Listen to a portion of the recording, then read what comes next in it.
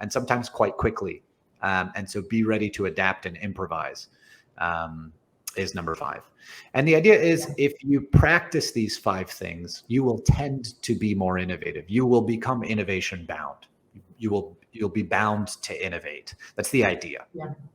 So I have 2 questions about it. First, I think that one of the fundamental things is to get a no for an answer, especially if you want to be an entrepreneur. What do you think about that? That was the first thing. And second, if we're talking about big established corporations who are not that used to doing things differently, and they do punish people who are wrong and doing mistakes, how do you teach them to do that? Yeah, there is such thing as a mistake that should be punished.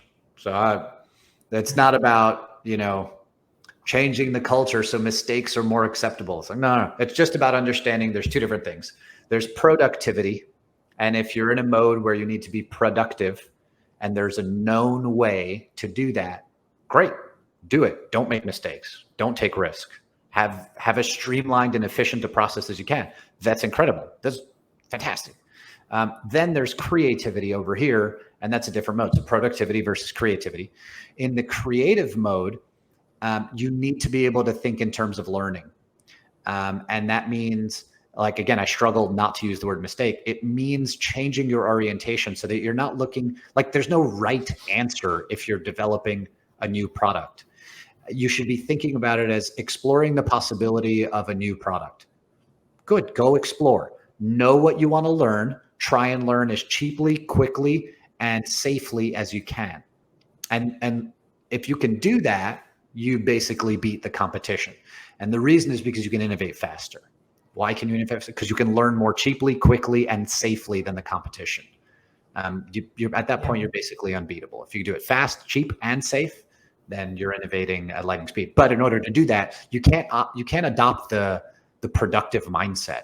Like, you can't task people with build this product and give it to this marketplace. It's like, do you know if that marketplace wants that product? For sure.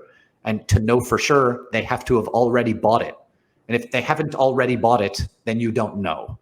You hypothesize, which is fine. Have a hypothesis, go test it. But for bosses and leaders to have this expectation, of people they task to do something when there are unknowns, that's probably not right. War contexts are different. So sometimes you have existential context. It's like, we have to do this or we die. Or the business dies or the society dies. So that's a war context. If you're in that context, of course, then it doesn't matter. And firing people is absolutely the sufficient way to do it. You task somebody, this is the goal. Don't care how you do it, get it done. And then they either get it done or not. You give them a month. And at the end of the month, they haven't done it. You fire them, try someone else. And at that point, you're really just swapping people out until you find one that can get the job done. And you basically need a testable amount of time. Is it a month? Is it 2 months? Like, what's the appropriate amount of time to give them? And once they've had that, then you kick them out, try the next person. And that's okay because you're talking about existential situations. So there are always edge cases. Yeah. So I asked you what about the habit of getting a no for an answer? I'm not familiar. Is this where you keep trying to sell it until somebody says no? No, it's like getting used to the fact that sometimes, especially if you're an entrepreneur, you will hear no. And people, even inside an organization, if you want to drive something which is new, you would have a position. People will tell you, no, we cannot do it. We've never done it. It's too risky. It's too hard.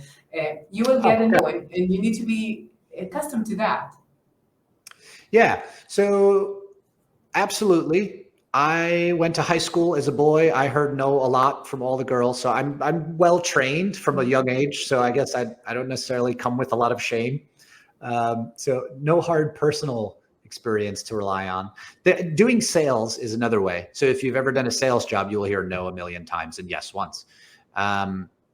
So yeah, that seems like a useful skill. When you're doing innovation, it's probably okay to orient with socializing your ideas, building credibility slowly.